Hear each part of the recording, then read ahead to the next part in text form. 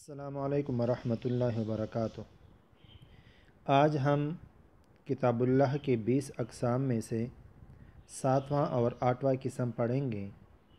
پہلے ہم 6 اقسام پڑھ چکے ہیں۔ آج کا سبق بنسبت پہلے 6 اقسام کے آسان ہے۔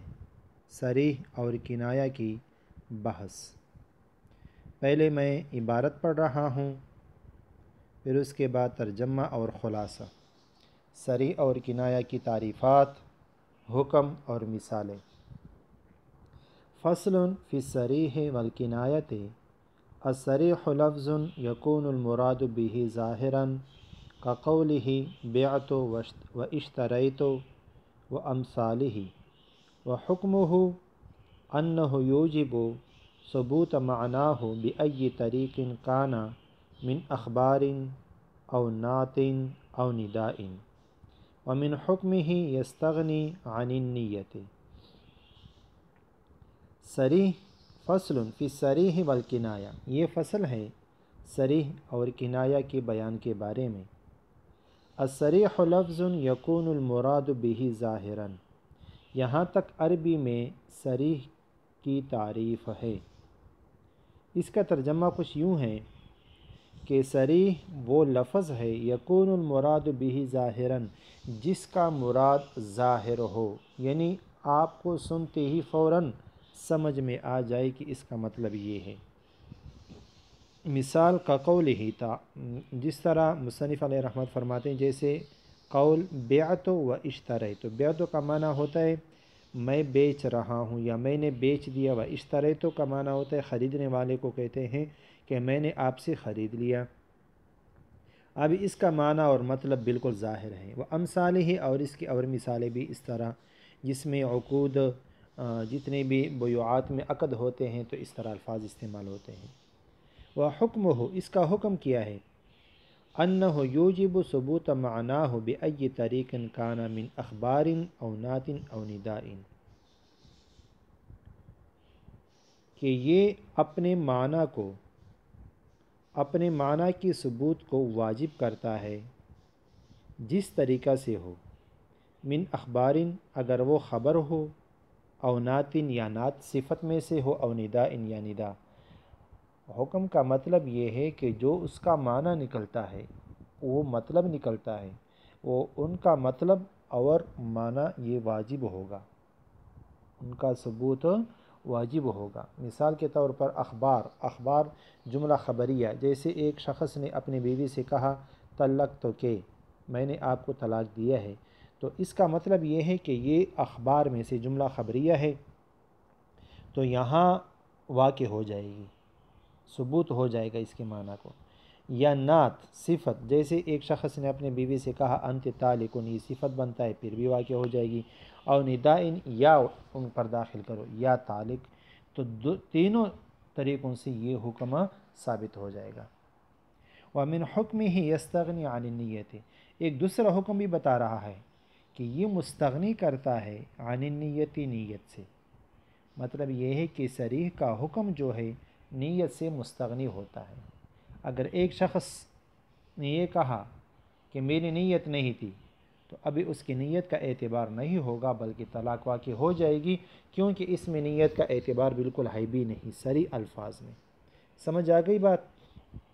ایک شخص کا ارادہ یہ ہے کہ میں کلمہ پڑھ رہا ہوں، اور اس نے وہ الفاظ نکال دیے اپنی بیوی کو، پھر بھی طلاق واقع ہو جائے گی، کیونکہ اس کا نیت کا یہاں دار و مدار ہے نہیں اس بات میں۔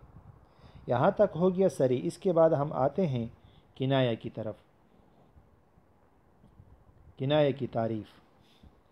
والکنایۃ ہی ما استتر معناہ، والمجاز قبل ان یصیر متعارفا بمنزلۃ الکنایہ، وحکم الکنایۃ ثبوت الحکم بها عند وجود النیۃ او بدلالۃ الحال، اذ لا بد له من دلیل یزول به التردد ویترجح به بعض الوجوہ، ولہذا المعنى سمی لفظ البینونۃ والتحریم کنایۃ فی باب الطلاق لمعنى التردد واستتار المراد لا انہ یعمل عمل الطلاق۔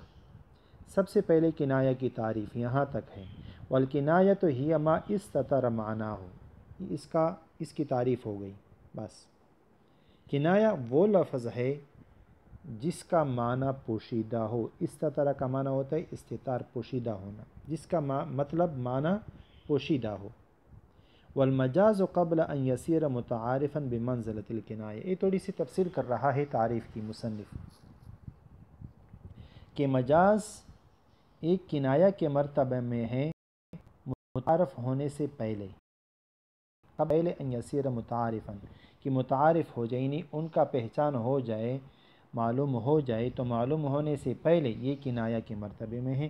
مجاز میں نے آپ کو سمجھایا تھا پہلے ویڈیو میں کہ ایک حقیقت ہے، ایک مجاز ہے۔ اگر لفظ اپنے معنی غیر موضوع لہو میں استعمال ہو جائے تو وہ مجاز ہے، جو غیر معنی موضوع لہو میں ہو تو پتہ تو نہیں چلتا، متعارف نہیں ہے، تو یہ کنایہ کے مرتبے میں ہے۔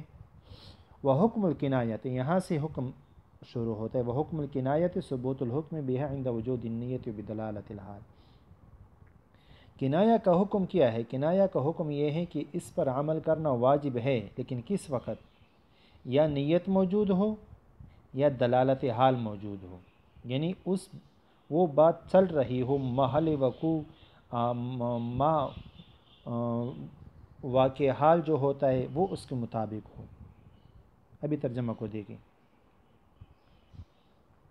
اور کنایہ کا حکم دلالت حال اور نیت کے موجود ہوتے وقت اپنی حکم کو ثابت کرتا ہے، ثابت بناتا ہے، کہ جب نیت موجود ہو گئی تو حکم بھی ثابت ہوگا۔ میں پھر مثالوں سے وضاحت کر رہا ہوں۔ یا دلالت حال موجود ہو گئی تو حکم ثابت ہوگا۔